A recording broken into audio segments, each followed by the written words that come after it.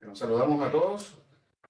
Vamos a compartir una información que tiene que ver con las brechas que pueden tener los socios de la Cámara en relación a algunas obligaciones tributarias que el servicio y la normativa ha dispuesto para ellos.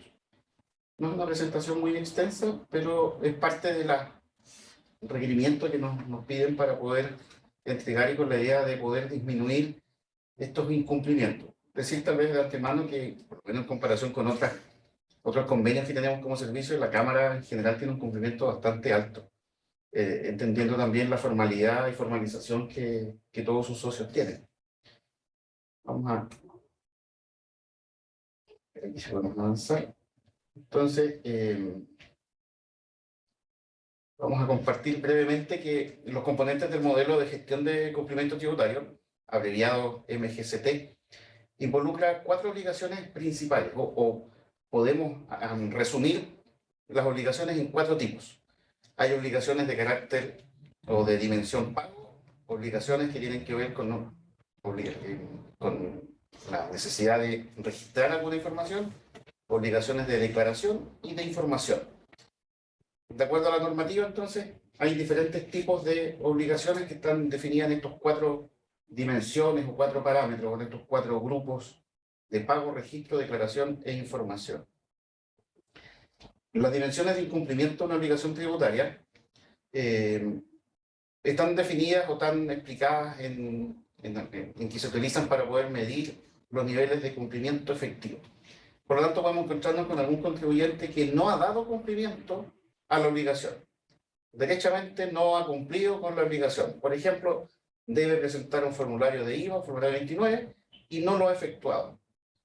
Tiene la obligación de presentar una declaración jurada y no la ha efectuado.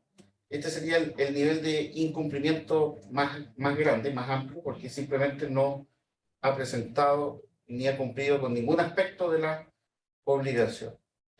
Otra dimensión del incumplimiento está relacionado con cumplirlo, pero sin toda la formalidad que corresponde, en este caso haciéndolo fuera del plazo. Es decir, presenta la obligación, pero no en el plazo que corresponde.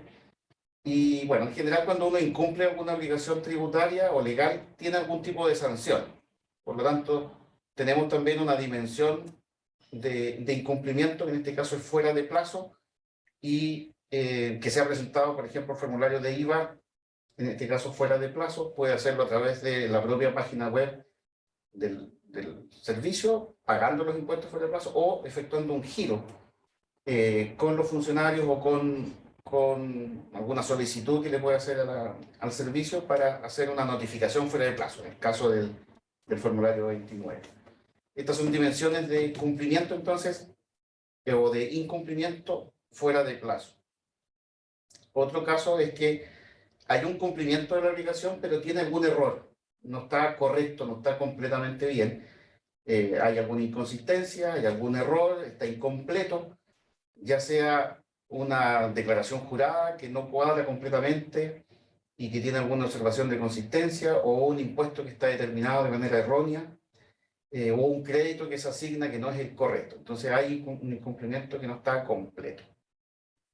Vamos a invitar aquí a Francisca Rubio, que va a continuar con la otra parte de la presentación.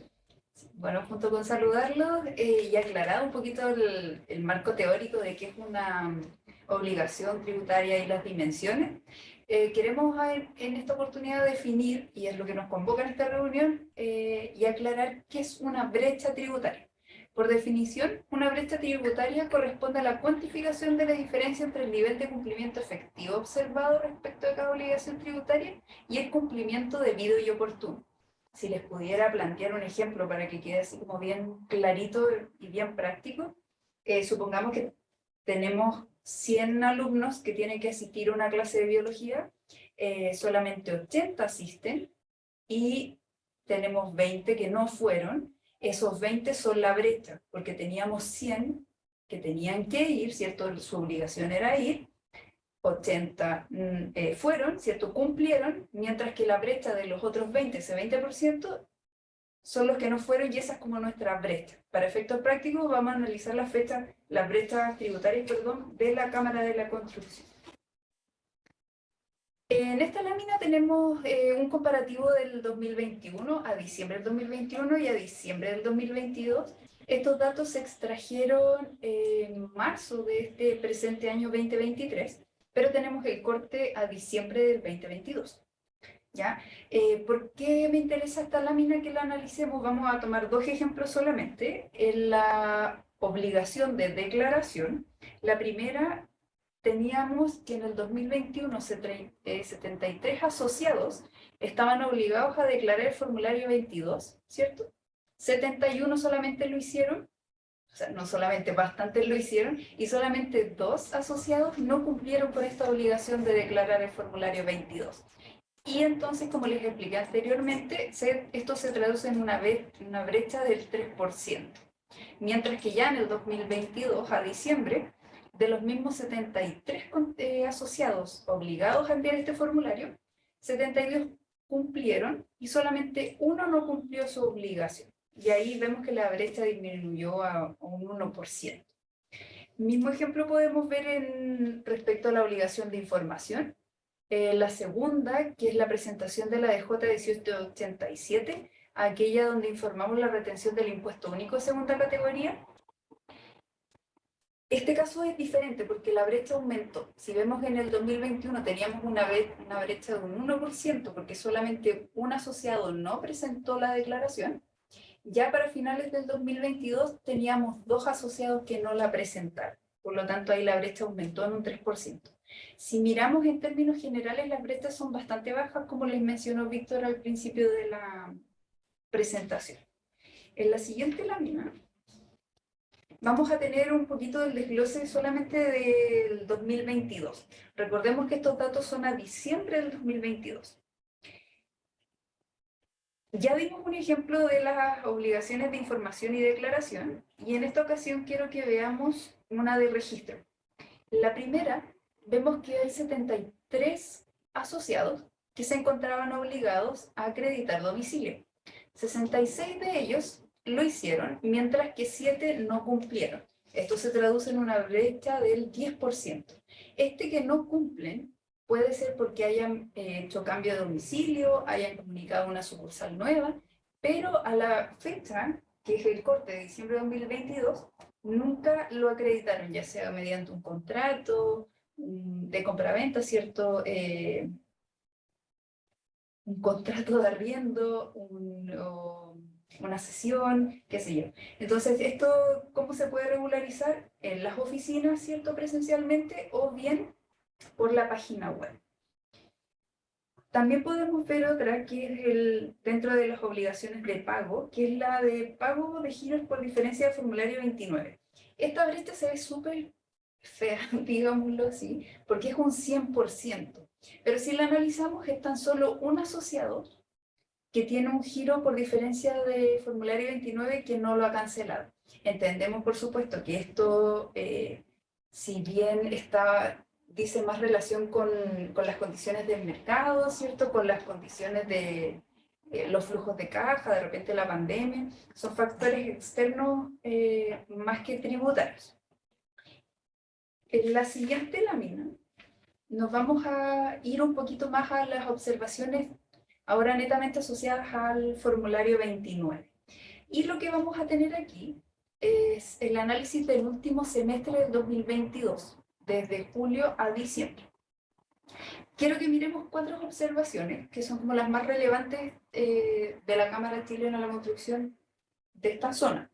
La primera es la FM01, que dice relación con el arrastre del remanente de crédito fiscal de un periodo al otro. Es decir, tenemos solamente en diciembre del 2022 un asociado, un contribuyente, que en su código 504 declaró erróneamente el código 77 del periodo anterior reajustado. Y lo relevante de este tema es que ese discriminante asciende a más de 2.100 millones de pesos. Entonces aquí la invitación es a que el asociado, si aún no regulariza esta situación, por favor lo revise. Ya, por supuesto, el formulario 29 va a aparecer impugnado, va a aparecer en amarillito cuando ustedes hagan la consulta, así que lo pueden regularizar rápidamente. Otra observación también es la del PPM 01, que aquí estamos hablando de una declaración menor de ppm a la que corresponde. Y si vemos el análisis de los últimos 6 meses, partimos con 5 asociados por alrededor de 400, casi 500 millones de pesos en julio, mientras que terminamos en diciembre con 8 asociados con una subdeclaración de ppm ya que ascendía a 800 millones de pesos. Recordar, por supuesto, que estos datos eran a diciembre del 2022, quizás ustedes ya lo corrigieron, pero de todas maneras nos interesan los números y que conozcan las brechas. Finalmente podemos visualizar la W01, la W14, que hablan de sus declaraciones de débito fiscal. Yo creo que la más sustantiva aquí es la W01, que si bien a principio del segundo semestre teníamos solamente 2 asociados, ya terminando el 2022 teníamos 7 y cuyo discriminante sería casi los 500 millones de pesos. Entonces también ahí hay que ponerle ojo. En la siguiente lámina, y ya para ir cerrando, tenemos las observaciones de renta. Ya pasamos por IVA entonces, las dimensiones, las obligaciones tributarias, y ahora vamos a finalizar con renta. Dentro de las más relevantes tenemos, por ejemplo, la A09, ya que aquí también vamos a tener un comparativo del 2020, 2021 y 2022. La A09... Oh. La 09 es una observación que controla la rebaja por el gasto por remuneración. El 2020 teníamos solamente un asociado y que tenía esta brecha, ¿cierto? Por un monto bien menor, pero ya en el 2022 teníamos 3 asociados sobre los 400 millones de pesos que no estaban llevando este gasto correctamente en el formulario 22. ¿Ya? Otra también interesante es la A08, la que está arriba de la A09, que los ingresos declarados en el formulario 29 no dicen relación con lo que se declara en el formulario 22.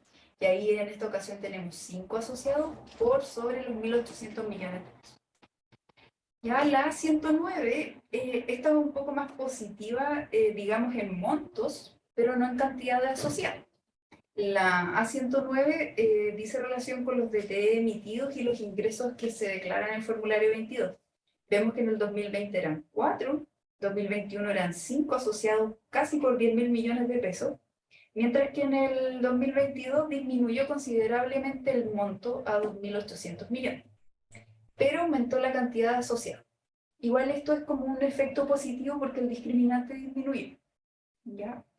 Otro interesante, también que les juega a favor a ustedes, que da cuenta de un buen comportamiento tributario, es la B01, aquella observación que controla la rebaja por depreciación acelerada. Vemos que en el 2020 teníamos 6 asociados por un monto de 45 millones de pesos aproximadamente, esta brecha tributaria, y ya para el 2021 y 2022 esto se corrigió, se regularizó, y no hay ningún asociado que manifieste inconsistencias al respecto. La siguiente lámina ya tenemos las últimas, por ejemplo la D01, que habla de las donaciones, este gasto, la rebaja por el gasto de donaciones culturales, o la D06 por donaciones de fines públicos, que también tenemos poquitos asociados con discriminantes altos. Finalmente tenemos la F131, perdón, que controla este gasto por depreciación instantánea, cuando llevamos a gasto el 100%, o sea, la depreciación del 100% del bien, al mismo tiempo, de uno. En el 2020 ningún asociado manifestó inconsistencias, en el 2021 había 3 asociados sobre los 300 millones de pesos, pero ya en el 2022 bajamos a un asociado por 22 millones de pesos, lo que es súper positivo.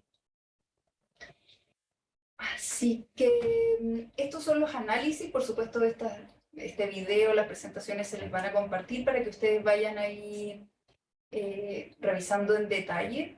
Como les señalé, estos datos se extrajeron a marzo del 2023, que dan cuenta de los resultados a diciembre del 2022.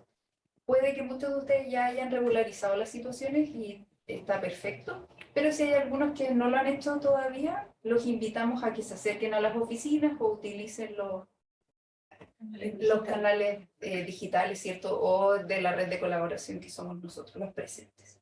Así que agradecer no su participación, su atención y nos despedimos. Muchas gracias.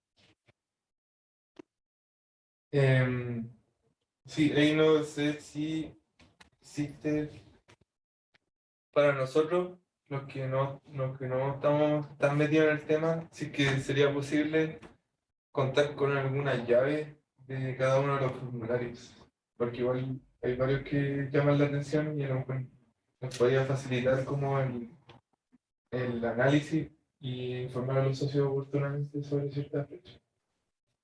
Me refiero a El esto. significado de los códigos. Claro, eso. Ah, sí. De todas maneras, cada vez que un contribuyente en su sistema tiene una Sí, observación, sí, aparece eso. claro, el detalle y la guía.